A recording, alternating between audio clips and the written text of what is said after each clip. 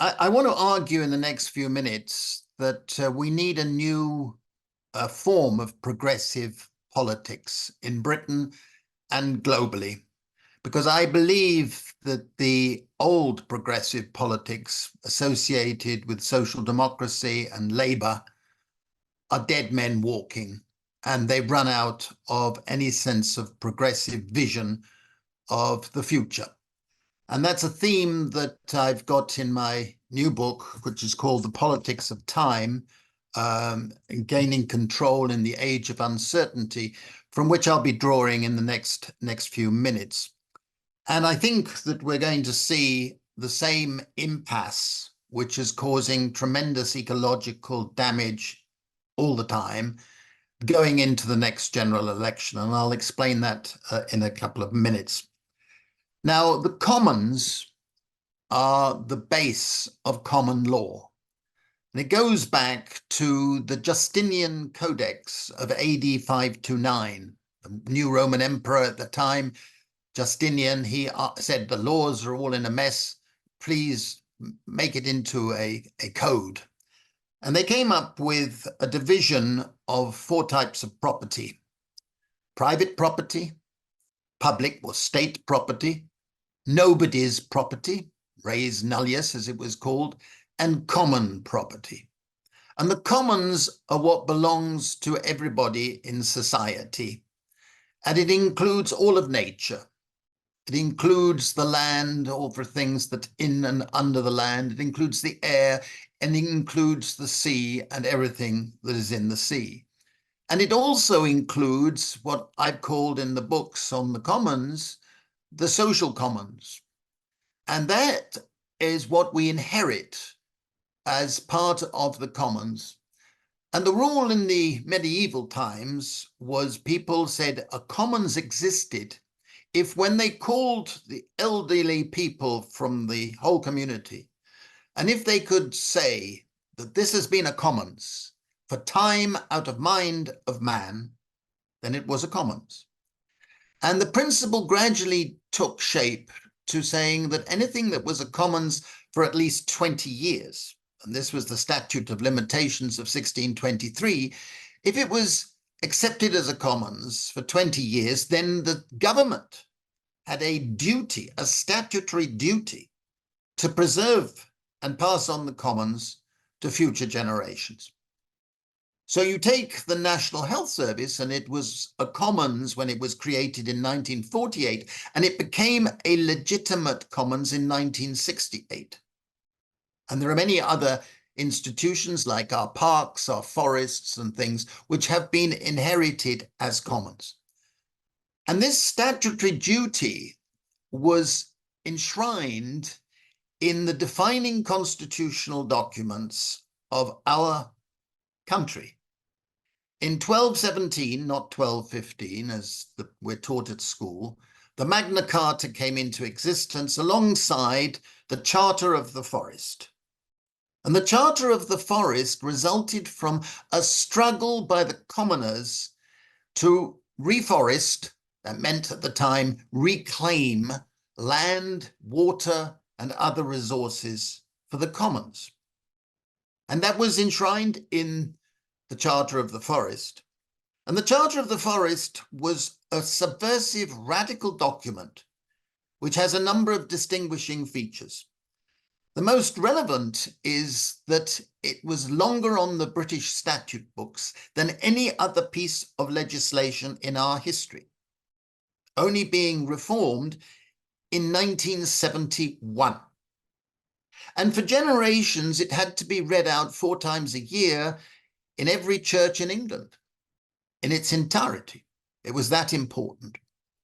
And what the Charter of the Forest began was saying that everybody had a right to work, a right to live in the commons. And the government, the sovereign, had a duty to preserve and pass on the commons to succeeding generations. This became much later the public trust doctrine. And Edward I proved to be a defining monarch, because there was a wonderful case known as Juliana the Washerwoman. And Juliana the Washerwoman in 1298 brought a legal case against her powerful neighbor, who happened to be the mayor of Winchester, saying that he'd encroached on the water systems in her area and denied her the right to work, reproduce, and be a washerwoman. She must have been a very brave woman, but the case went all the way up and somehow reached King Edward I, who believed in the Commons. And he passed a judgment which has created a precedent that has never been overturned legally. And the precedent was that the sovereign, the monarchy, the government had a public duty and a positive duty to preserve the commons.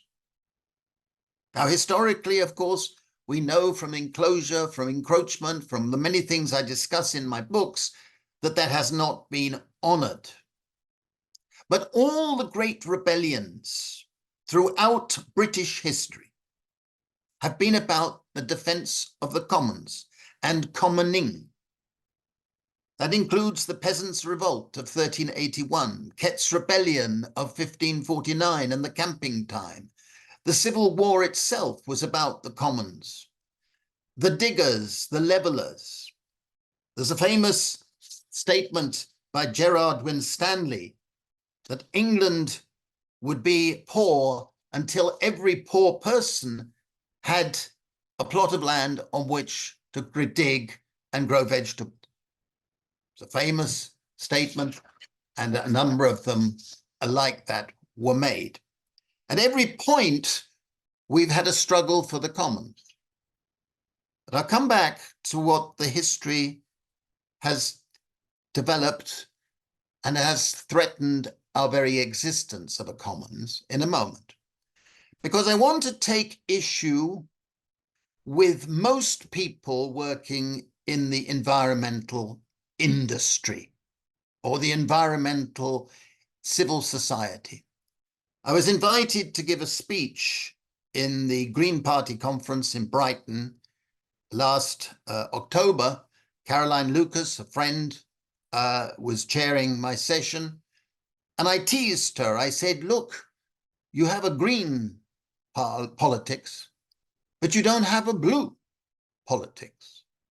And every presentation that I have ever heard on environment has given 99% or more attention to what happens on the land.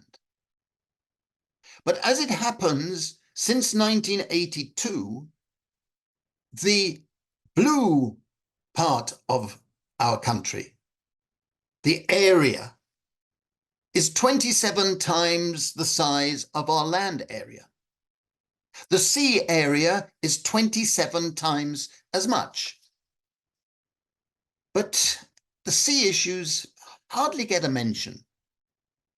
In COP27, there was a paragraph on what should be done in the ocean.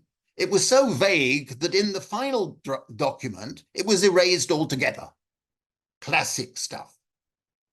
And talk about 30%. They usually mention the 30% figure, but then nothing specific about what it should be done. Now, the fact is that we have suffered an enormous loss of the blue commons. The biggest enclosure in history has been of the sea. We now have 4.6 million square miles of sea, much of which have been privatized, been commercialized, commodified. We are easily seeing the Crown Estate privatizing and turning our sea sand into monopolistic profiteering. We export millions of tons of sea sand every year. 34% of all our marine species are endangered. And we have collapsing fish populations all over the coast, the latest one being mackerel. And there's nothing that's been done about this. We have so-called marine conservation zones. Boris Johnson, with his customary attention to truth, said we have 26% of our sea area protected. That was a lie. There is more industrial trawling inside those marine conservation zones than outside. There is more ecological destruction being done in those zones than outside. And when a MP had the temerity to propose an amendment to the fishery bill in 2020 that there should be a ban on industrial trawling of the ocean floor, it was vetoed by the government. It's not taken seriously. It's not given the attention it deserves. And we have a situation where the biggest food export growth is aquaculture, salmon and trout. But salmon farming is now totally dominated by foreign capital, mainly Norwegian. Scottish salmon isn't Scottish salmon. There isn't a single commercial salmon farm in Scotland that is owned and run by Scottish interests. And yet we know from statistics that the premature mortality rate of farmed salmon is about a quarter. In other words, they're all dying from lice. And every now and then there are mass escapes of hundreds of thousands of these from pens that I've been out to see, which go into the wild and destroy the wild fish in and around them. Do I hear much attention paid to all of this? None at all. And I think that the situation of the sea is something that I'm giving extra attention to this evening, simply because we've got to put them higher up the priority list. A great deal can be done. Plastics, millions of tons of plastics are going into the sea every year and are poisoning the fish that we eat. And the Marine Management Organization has had its budget slashed. So we only have 10 boats guarding all our sea. One for every 64,000 square miles. What a joke. So we should be extremely angry about what's happening in the sea. Now, I'll leave that aside because I want to come back to the narrative that I wanted to stress, which is that we've had this struggle historically, but there was a big defeat in the 19th century. And it was a defeat that could be measured towards the end of the century, despite the efforts of the Luddites, who have wrongly criticized. They were defending the commons and the commoning way of life. Despite the Romantic poets, despite William Morris, all the efforts to revive and restore the commons, we had a triumph at the end of that century of laborism. Everybody is supposed to be doing labor, be in jobs. The Social Democrats, the State Socialists, the Communists joined with the Conservatives and the Christian Democrats, and they all had a consensus that everybody should be in jobs. Jobs, jobs, jobs. Maximizing labor. And if you did not labor, you should not have entitlement to social security, social protection, and in the Soviet constitution, even to bread. And the early members of the Labour Party in Britain openly advocated labour camps to teach youth disciplined labour. Beatrice Webb and the Fabians. So we had this doctrine of putting people into labour. What did this mean? It meant that all the forms of work that we want to do, work caring, work volunteering, work the things that Vicky has been talking about, work on allotments, work on our enthusiasms, all of it disappears and is given a value of 0. And this was encapsulated in the concept of GDP growth. GDP as a concept, I'm an economist, GDP as a concept will developed in the 1930s by a man called Simon Kuznets as a measure of what resources were mobilizable for war. Today, Keir Starmer, Liz Truss, Rishi Sunak, they're all united about one thing. We must maximize GDP growth. Growth, growth, growth, says Keir Starmer. That's his priority 1, 2, 1, 2, 3. So we have a situation where people want to pursue growth. And that means that activities that are given a value of 0 are impeding growth. But they include all the commoning that I've mentioned, all the care work, all the work that most of us want to do. And this is creating an impasse because what we have seen in the neoliberal economics revolution of Margaret Thatcher and so on is an agenda of privatization, an agenda of rapid growth at the cost of depleting our resources.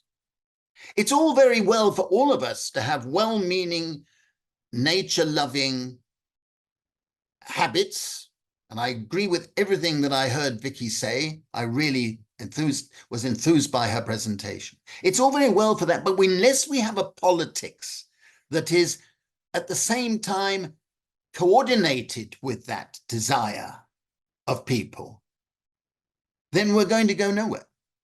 And at the moment, our politicians, not including the Green Party or a number of people on the edge of our politics, but the mainstream, have not got an ecologically grounded social policy or a socially grounded ecological policy. And what I've proposed in my books, and this I will use by way of conclusion, is that we should be formulating a charter of the commons suited for the 21st century. My charter, which I've drafted and I presented in the Plunder of the Commons book and in the Blue Commons, and now again in a different way in the Politics of Time, has 50 articles. Not all of them are to do with nature. We have a social commons, we have a cultural commons, we have an education commons as well that need to be revived. But let me just give you a sense of the flavor. We need to find an alternative to GDP growth. I've suggested some attempts to do that in the Politics of Time, but we need to do it. I think we will not win the debate if we use the term degrowth, even though what's behind it, I believe in. I think we have to find a way of conveying a different way of looking at what we mean by social and economic progress. Care work should be given a value greater than anything else, if you like. Community work, commoning, reviving, reproduction, all of these things should be given a high value, not a 0 value.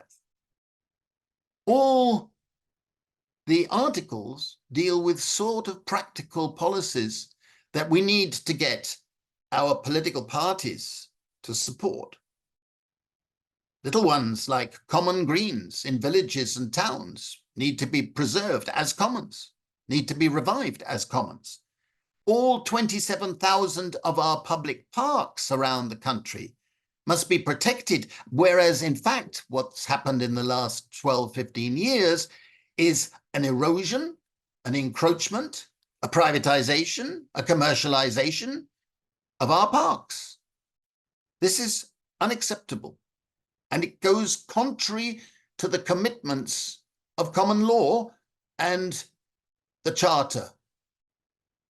The sea allotments that I propose, we have some 400 ports around our country.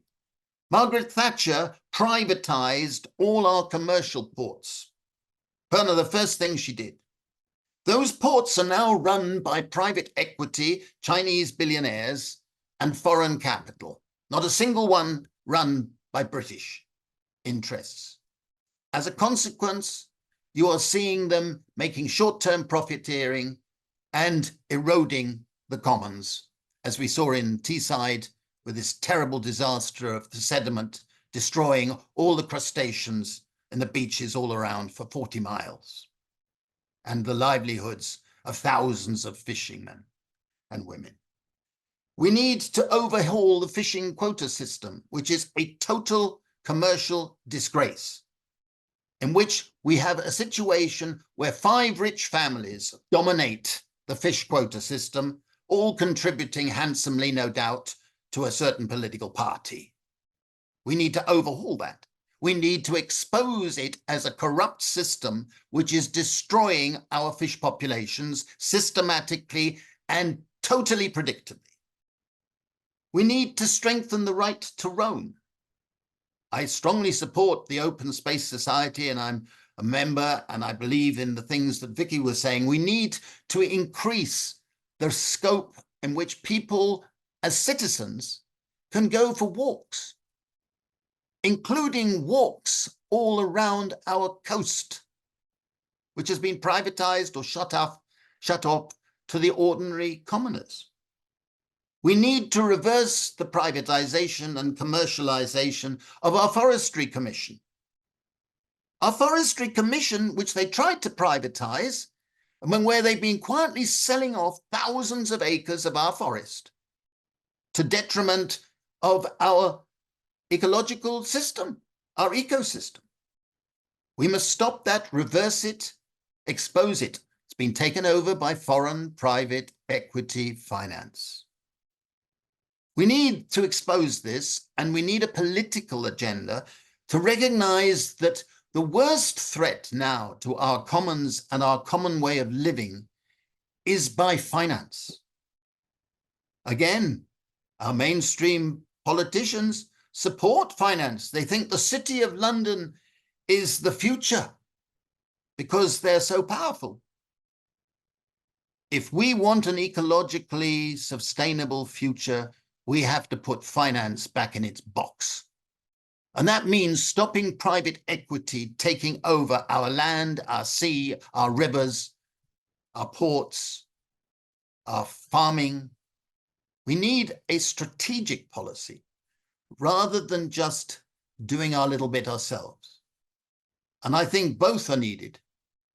And I've been angry here, or not so much angry, but passionate, if you like, because I think we're still getting the priorities wrong in the narrative and the agenda and the vocabulary we use in this increasingly vital debate.